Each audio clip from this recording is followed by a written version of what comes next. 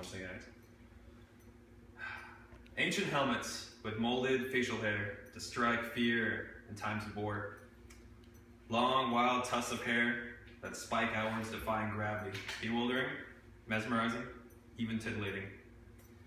Since cavemen harvested the earth, since the Renaissance, since the revolution boiled in our forefathers' veins, power has been shaped and molded, waxed and combed, plucked and curled, thoughtfully on the map of the face before the map of the world. It's been the black flag on the horizon of war, on Hollywood projectors and Technicolor and high-def screens. It's tickled the faces of golden age starlets and hidden secrets of powerful men.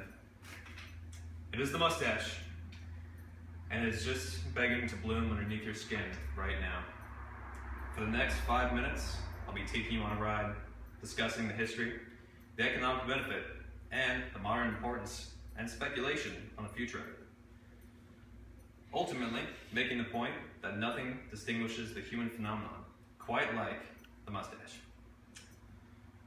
Mark Twain once said, to succeed in life, you need two things, ignorance and confidence. The 20th century lived up to these brilliant words and introduced a resurgence in facial hair. Cary Grant sported a subtle pencil mustache in every role, arguably unrecognizable without it.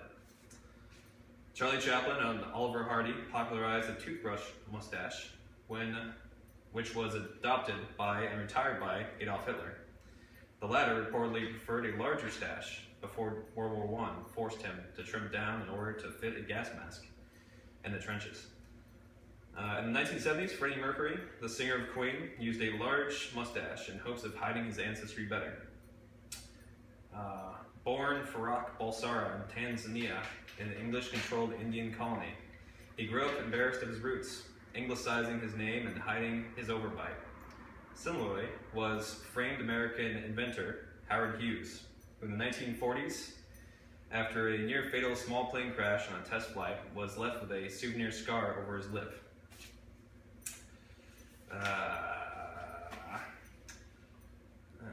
A mustache hid it safely from the paparazzi. Even Frida Kahlo brazenly depicted herself in self-portraits with a light mustache and unibrow, defying gender boundaries. We live in a time of ironic hipsters, full Spartan-esque beards on tattooed stoic models. A world without would be alien. During World War II, the FBI drafted up aliases of Adolf Hitler to inform the public of how he may change his appearance in order to escape justice. Out of several doctored pictures, the most stunning transformation was from simply removing his hair. In fact, recent declassified FBI files revealed the possibility that he lived out his last days comfortably in South America with a shaved face and bald head.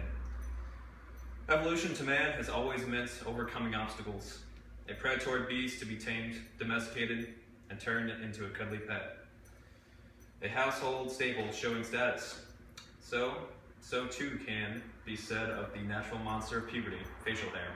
It is there to be conquered, managed, manipulated, to show status, power. The mustache is history's original show of masculinity. And more recently, fashion, gender identity, pride, and cleanliness. In times of war, saving face, or gender bending, the mustache is the ultimate expression of human independence. Speech over. Thank you for participating on this. Now, I'm going to turn it over to you. Who has a question for me regarding this speech? I do. You there, young lady. Do you know where the word mustache comes from?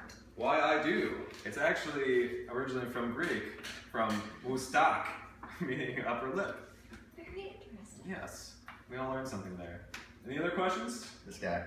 You there, young man. What's the longest recorded mustache? Why, I believe recently that was chosen as 2008 by a Bodice Mintz. That's his first name. And that's what I'm going to leave it as. And that was as long as 12 feet. He died soon after. Go on. I have a question. Yes, you there. Can you give an example of a recent example of like the cultural significance of the mustache? So maybe not like a wartime, but something that's relevant to people our age. Well, our most important culture significant event is Movember, which is a special time when, during the month of November, men and some ladies will grow some facial hair in honor of men's health awareness and save lives. This really helps. So, thank you for that question. You're welcome. Any other hands? I see several hands. I don't know who to choose from.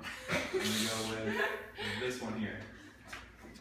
Do you know when the earliest mustache was recorded? As early as 300 BC. And I think we all know who that was. Any other questions? I think that's all. That concludes. Well, then I'm going to go ahead and have my my partner come up here and finish the critique part. So. I liked of the speech was the visual aids and the models.